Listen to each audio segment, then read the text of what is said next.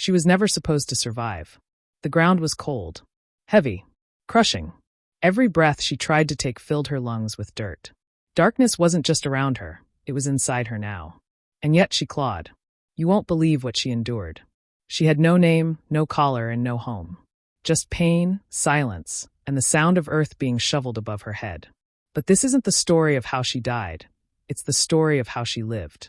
It began in a forgotten field at the edge of a small town. Overgrown weeds, rusted fences, a dumping ground for what people didn't want to see. That's where a farmer heard something strange that morning. Not a bark, not a whine, just a faint scratching sound coming from under the soil. He paused, his boots frozen in place. Listened again. There it was, scratching. Weak, desperate. He grabbed a shovel. It took minutes, endless, anxious minutes. And then suddenly the dirt moved. A paw, caked in mud, trembling. Then a snout. A single eye, wide with terror, blinked against the light. He dropped to his knees.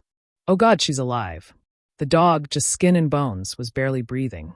Her body was limp, her chest rising in shallow, painful bursts. She couldn't move, but her eyes never left his face. As if asking why. He wrapped her in his flannel jacket and ran. The vet said it was a miracle. She was barely a year old, covered in bruises and bite marks, with fresh wounds along her back legs. Someone had hurt her. Badly. Then buried her alive. But she made it. They named her Hope. She didn't walk the first week. Didn't eat much either. She just lay there in the clinic, staring at the wall. Every time someone touched her, she flinched. Every time someone raised their voice, she whimpered. The trauma ran deep. But slowly something changed. The vet tech, Maya, spent hours with her. She didn't rush. Didn't push. She would just sit on the floor beside her cage and hum. Soft lullabies she remembered from childhood. One day, Hope scooted closer. The next day, she licked Maya's hand. By the end of the week, she tried to stand. Everyone watched in awe. It was like witnessing a soul returning from the edge. Each shaky step she took said something louder than words. I'm still here. But the journey wasn't over. One night, Hope disappeared. A storm had rolled in.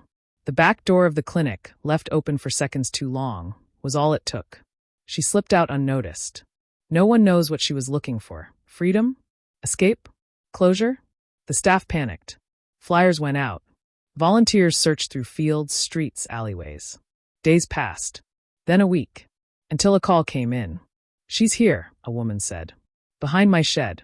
I think she's guarding something. Maya drove like her life depended on it. What she found nearly stopped her heart. Hope was curled around a cardboard box. Inside it, 5 tiny puppies. Starving. Cold. But alive. Hope had dragged herself through rain and mud to protect them. They weren't hers, not biologically. But someone had dumped them. Just like her. And she refused to let them die. Maya knelt beside her.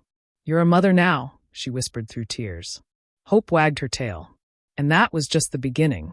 / to be continued in part 2. Hope and her new little family were taken back to the clinic.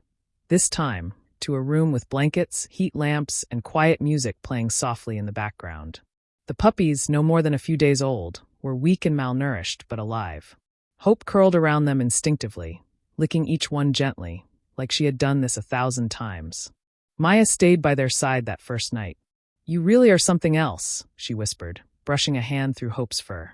After everything you've been through, you still choose love. That night, the staff agreed. They wouldn't just heal Hope anymore. They would help her raise these little ones too. A family formed not by blood but by survival. The following weeks were a whirlwind. Hope was no longer the silent, trembling dog they had first rescued. She was alert, protective. When anyone approached the pups, she watched them closely, tail stiff, eyes sharp. But she didn't growl. She had learned to trust. Slowly but surely. Each pup was named after something they'd all clung to during those long days. Faith, Chance, River, Grace, and Blaze. Little wriggling bundles of fur with bright eyes and tiny barks. Maya laughed the first time one of them tried to howl and ended up sneezing instead. Hope had started walking outside now, too. She wasn't afraid of the grass anymore. Or the sky. Or people's footsteps. She would step out into the clinic yard, the sun catching the soft patch of fur regrowing along her back, and she'd close her eyes. As if memorizing the warmth. Word spread quickly. The local news caught wind of the story. Dog buried alive becomes a mother to orphaned puppies. There were interviews, photos, donations poured in. But for Maya, none of that mattered as much as seeing Hope wag her tail each morning. One rainy afternoon, a man came to the clinic. Rough hands, quiet eyes. He didn't say much, just stood in front of Hope's enclosure and watched. "Is that her?" he asked. Maya nodded. "Yes, that's Hope." He crouched down, said nothing, just looked at her. Hope stared back. Then something happened. She stood, walked to the gate, and pressed her forehead against it. The man reached through the bars.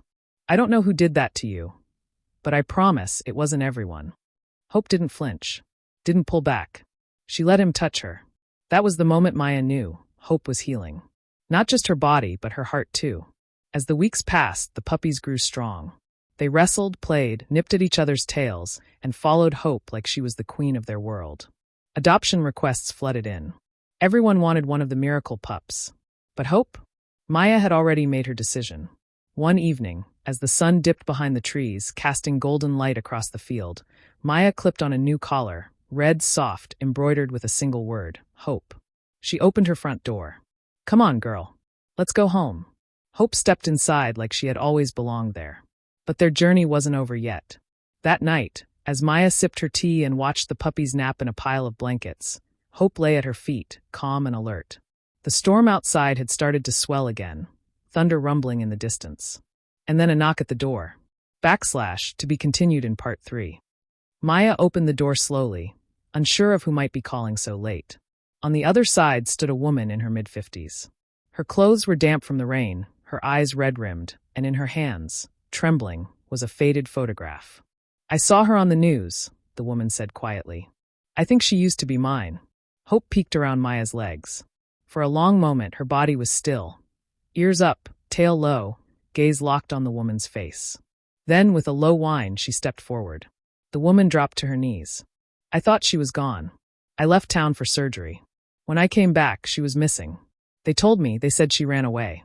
But I think someone else took her." Maya crouched beside her. "She's been through hell. Someone hurt her, then buried her. She survived."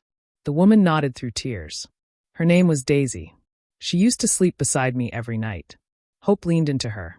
Gently, her nose pressed to the woman's cheek, a single soft whimper escaping her throat. For a few minutes, the house was silent, just the sound of the storm outside and the quiet reunion unfolding on the floor. Maya watched, heart full. "She has a new name now. Hope. But you gave her first life. Maybe that's why she fought so hard." The woman stayed the night. In the morning, they talked. Cried. Laughed. It was clear Daisy, Hope, remembered. But it was also clear she belonged where she was now. "She's home here," the woman said finally. "With you. And with them." She looked at the puppies snuggled in the blankets. Before leaving, she knelt one more time and kissed Hope on the head. "You're stronger than any of us, girl. I'll never stop loving you." Weeks passed. Then months. Each puppy found a forever home, carefully matched with families who understood their story. Maya kept Blaze, the feisty little one who always tried to climb out of the playpen first. Hope thrived. She no longer flinched at loud sounds or trembled when someone reached to pet her. She chased butterflies, barked at birds, and lay on the porch watching sunsets like she'd always known peace. Sometimes, Maya would catch her staring at the earth, her paws in the dirt, her nose lifted to the wind, as if remembering. But she didn't carry the past like a burden. She carried it like armor. The story of Hope reached people far and wide.